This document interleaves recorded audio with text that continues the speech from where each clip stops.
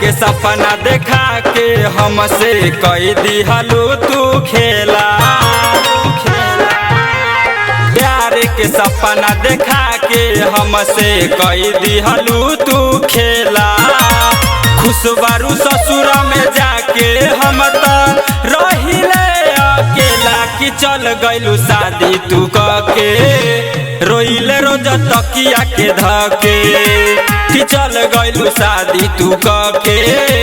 रोइले रोज तकिया के धके रोइले रोज तकिया के धके रोइले रोज तकिया के धके।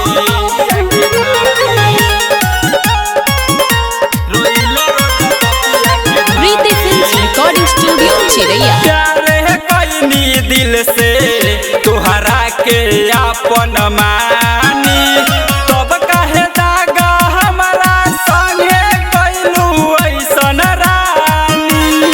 हे जान सरे बोलो प्यार है कईनी दिल से तुहरा के अपन मानी तब कहे दागा हमारा संगे कैलू ऐसन रानी।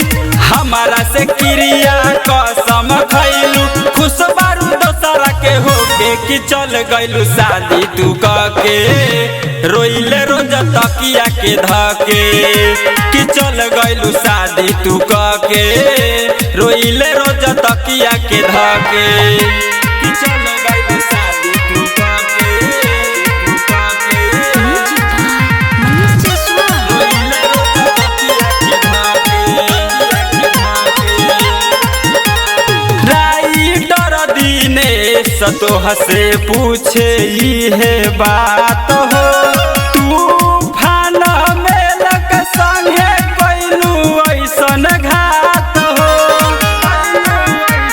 हे जान राइटर दिनेश तोह से पूछे है बात हो।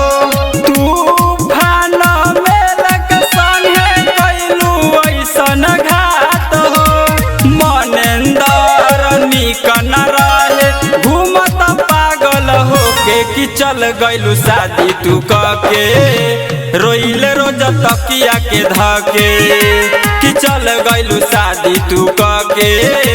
रोइले रोज तकिया के धके प्यार के सपना देखा के हमसे कई दिहलू तू खेला।